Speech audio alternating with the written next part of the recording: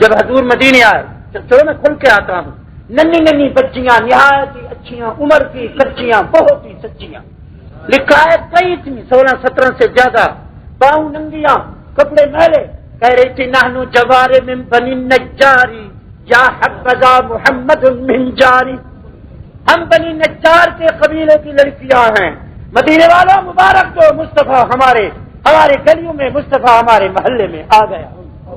حضور نے فرمایا تو حبیننی، مجھ سے پیار ہے، دھوم میں بھاگ رہی ہو؟ فرمایا جی ہاں، اما ابے نے کہا تھا کہ محبوب آ رہا ہے، فرماؤ میری اونٹنی پہ بیٹھ جاؤ، تمہاری تکلیف مصطفیٰ بھی برداشت نہیں کرتا۔ بچیوں کو پیار تھا، کہو پیغمبر کو؟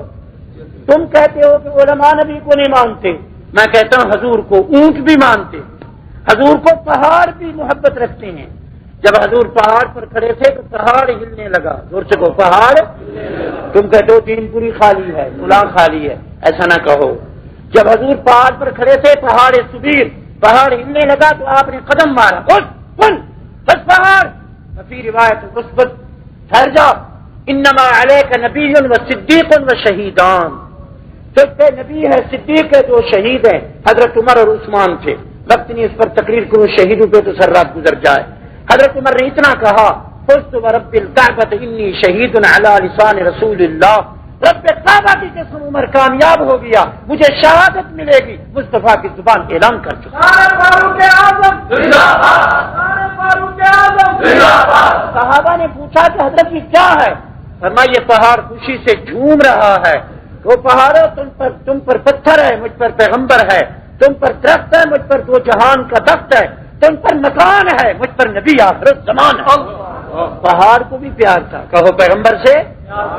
حدیث میں آتا ہے جب آپ گزرتے تھے تو پتھروں سے درود کی آواز آتی تھی، حدیث میں آتے آپ ابھی دور ہوتے، خدا کی قسم درخت کی ٹہنیاں جھک کر مصطفیٰ پر آ کر سایہ دیتے تھے۔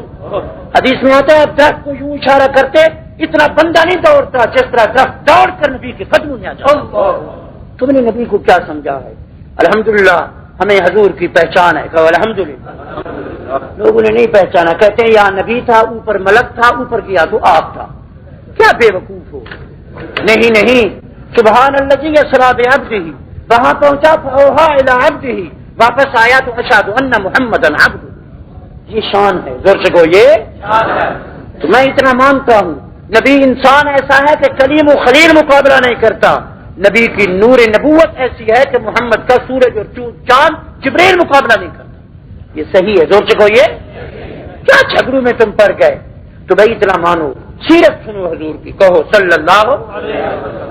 تو جب میں آقا کا نامی اس میں گرامی فیض عظامی زبان پر لاؤں تو بلا جھجک، بلا عجب، بلا دھڑک یہ سبق یاد رکھیں، جو مجمع موجود ہو زبان پر درود ہو۔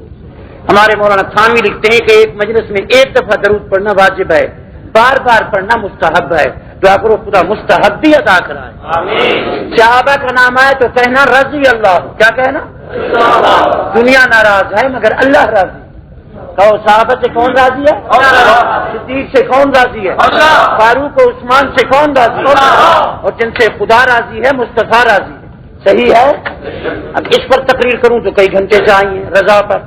بہرحال اتنا کہتا ہوں، آج داتا، آج حضرت گنجبخش علی حجویری رحمۃ اللہ علیہ ہوں، آج جلال الدین بخاری رحمۃ اللہ علیہ ہوں، آج خواجہ معین الدین چشتی رحمۃ اللہ علیہ ہوں، آج فرید الدین کنشکر رحمۃ اللہ علیہ ہوں، دعویٰ نہیں کر سکتے ہم سے خدا راضی ہے۔ نبی کا ادنا صحابی اعلان کر سکتا ہے کہ قرآن کو پڑھو ہم سے خدا راضی ہو چکا ہے۔ سمجھے ہو بات کو؟ علمی بات ہے۔ رضا کا ٹکٹ صحابہ کو ملا ہے، کہو کس کو ملا ہے؟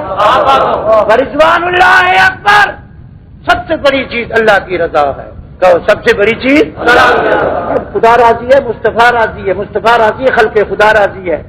جب خدا راضی ہے تو پھر فیاضی ہے، پھر سرفرازی ہے، کہو پھر بس خدا ناراض ہے تو خدا کی قسم مارا گیا، خدا راضی ہے تو تارا گیا، دعا کرو خدا راضی ہو۔